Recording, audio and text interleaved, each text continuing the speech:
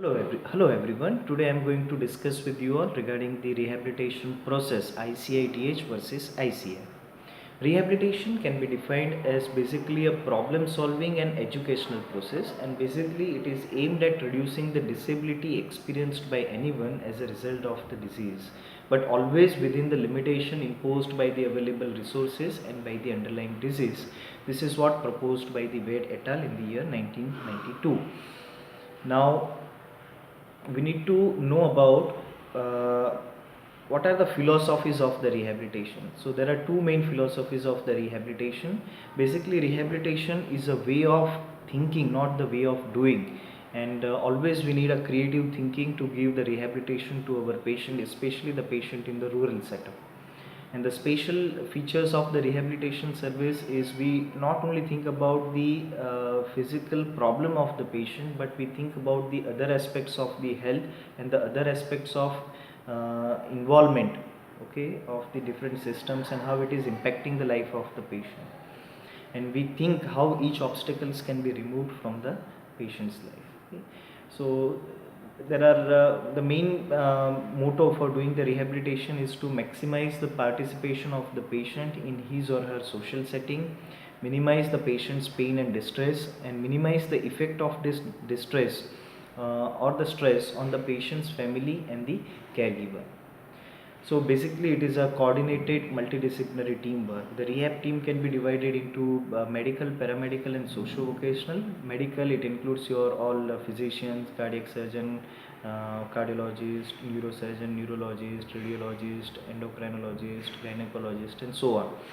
Paramedical includes your PT, ST, OT, that means physiotherapist, occupational therapist, speech therapist, nurses, etc.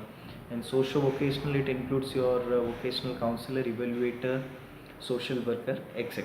So basically it is a teamwork, and teamwork always win. And we involve the patient and their family as well.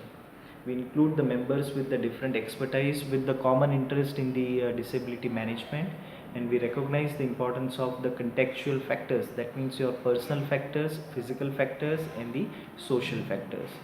So these factors also we have to think, okay, when we do the rehab. Now what are the interventions? We do internal interventions and the external interventions, but before that we have to think about medical interventions and rehabilitative interventions. So medical interventions, basically we are focus on reversing or stopping the underlying disease process, and rehabilitation intervention, that means we are managing with the complications, and we are trying attempting to reduce the disability, which is the most considerable part of the rehab. And rehabilitative interventions can be internal and the external intervention.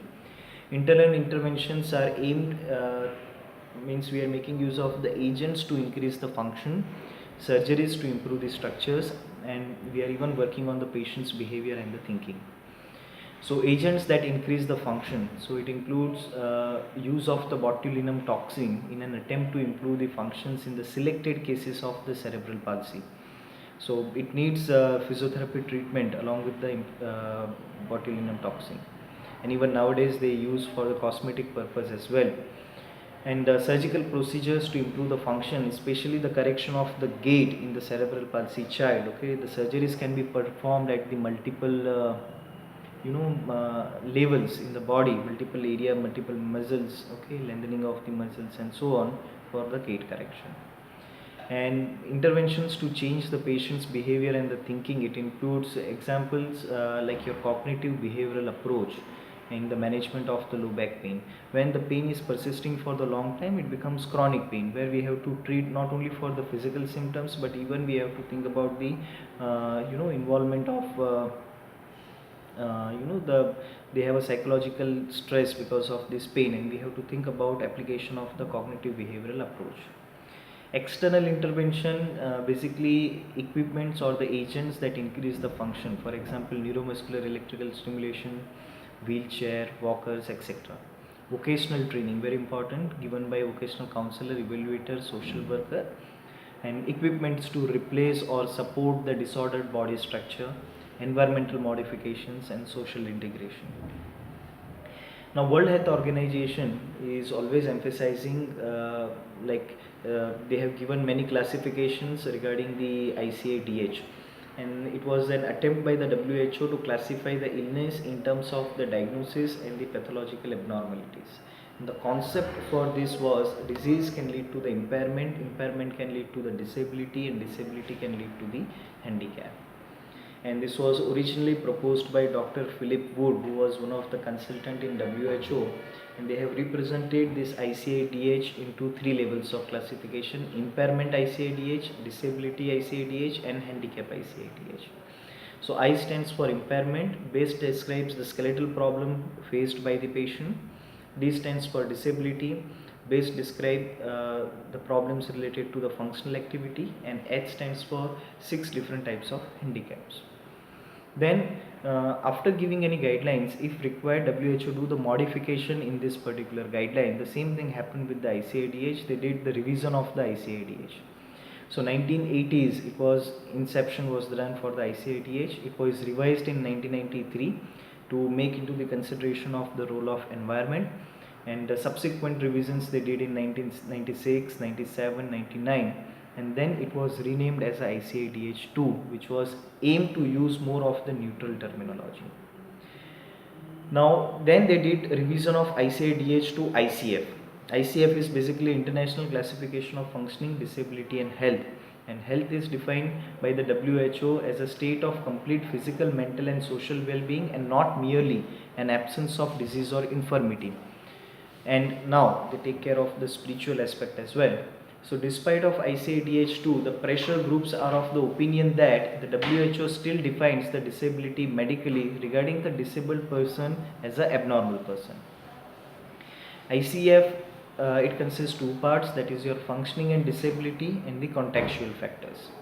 So the aims of the ICF, the aim of the ICF is to change the focus from that of the individual to the focus on the things that is important to the individual, like the environmental and the social factor. The second aim was to ease the communication between the different healthcare professionals, have a proper communication and work as a good team members. So what included under the functioning and disability, it basically includes the body functions and activity of daily living, ADL. That includes your dressing, undressing, bathing, toileting, transferring, social cognition, communication, etc. We used FEAM, FAM, CATS index and Barthel index for the functional assessment. What is included under contextual factors? It includes personal factor as well as environmental factors. And the disadvantage of the ICF is it does not cover the disease or diagnosis. We should pay due respect to the patient with the physical impairment in our society, and does not take temporal factors into the account, the patient's stage of the life and the illness, and does not consider personal values and the quality of life. So this is what regarding the ICIDH versus ICF. I hope it is useful to you all. Thank you for your patience listening.